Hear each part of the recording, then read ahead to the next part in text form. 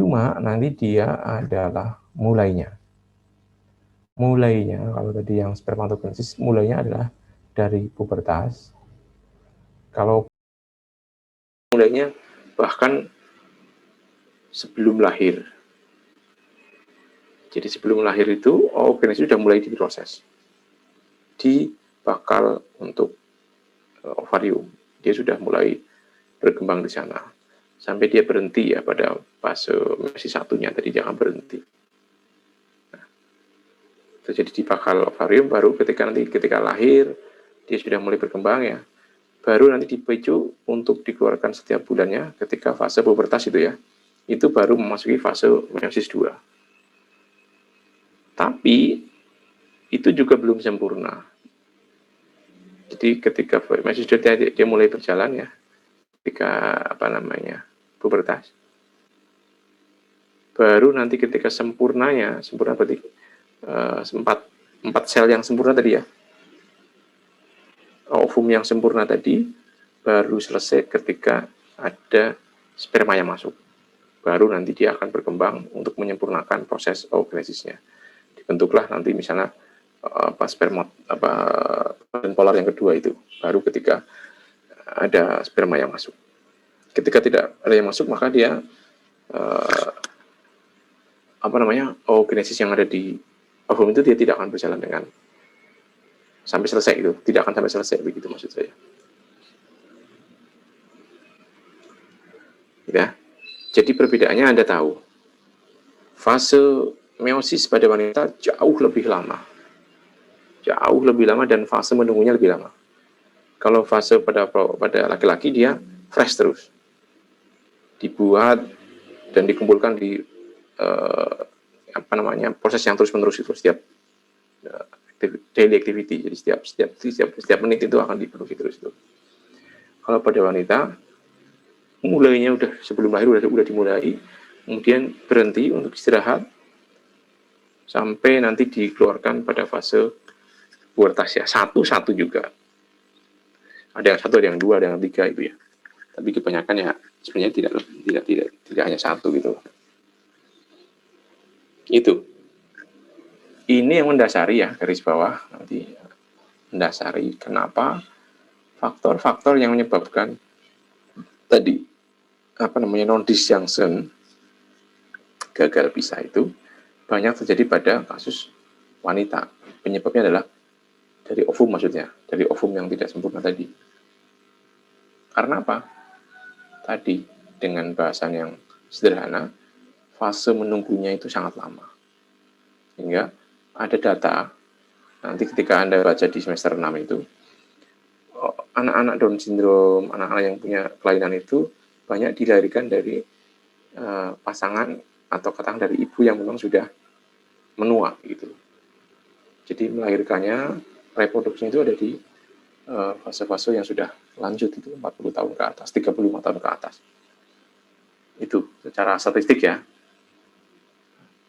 Jadi banyak terjadi pada usia-usia itu. Maka nanti disarankan Anda yang belum menikah atau katakanlah punya rencana untuk reproduksi di bawah 30 tahun harus sudah punya anak dalam tanda kutip ya. Kalau semuanya berjalan dengan baik, normal begitu. Next. Ini sama ya tadi disebutkan ini.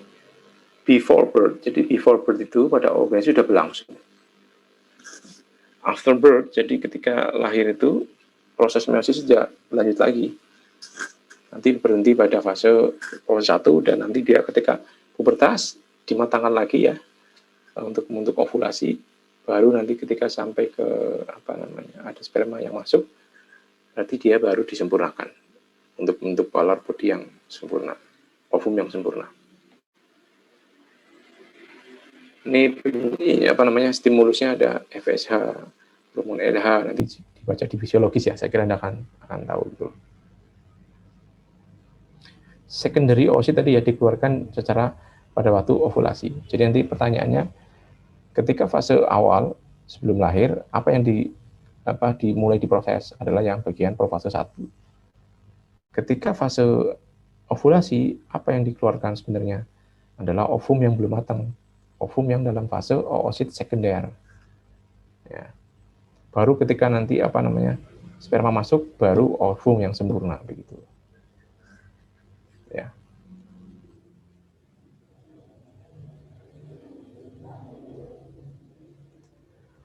Ini tadi ya, jadi ketika ini adalah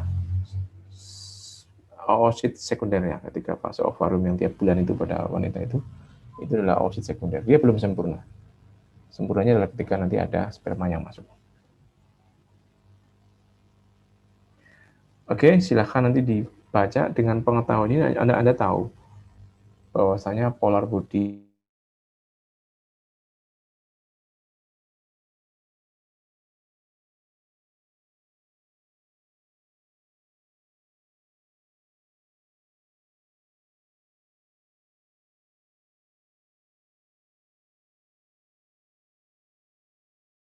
aja yang matang, empatnya, yang tiganya itu dia tidak sempurna, yang disebut sebagai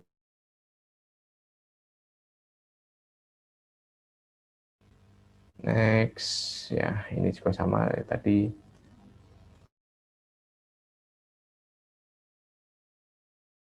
Mulainya adalah pada fetal development. Kalau pada spermatogenesis mulainya pada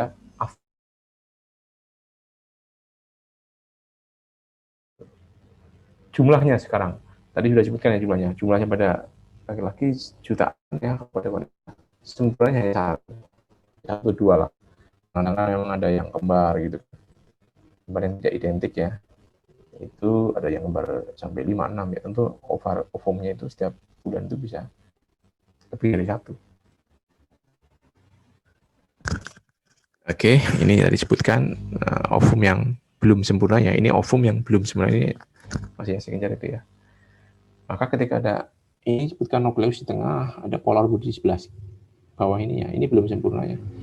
Ketika nanti ada sperma yang menembus ini zona nebula sudah, kemudian ada corona radiata yang pinggir-pinggir itu ya, masuk ke dalam, baru nanti dibentuk polar body yang dua lagi, baru nanti sempurna meiosisnya. Kalau ini berarti masih yang sekunder. Cek nanti ya. Nih, ketika sperma masuk, ini masih satu ya, yang di sebelah kiri yang ada kuning-kuning itu masih satu. Polar body-nya, kemudian ketika ada sperma masuk, ini untuk sel yang mau sempurna menjadi 2N ya, diploid. Nah, ini baru dibentuk yang polar body 1 2. Ini ada 3, yang satu yang sebelah sana. Gitu. Oke, jadi ada 3 polar body dan ada 1 ovum yang sempurna dan berlanjut menjadi sel zigot ini. Jadi sudah ya, ini perbedaannya secara umum, nanti bisa dibaca ulang.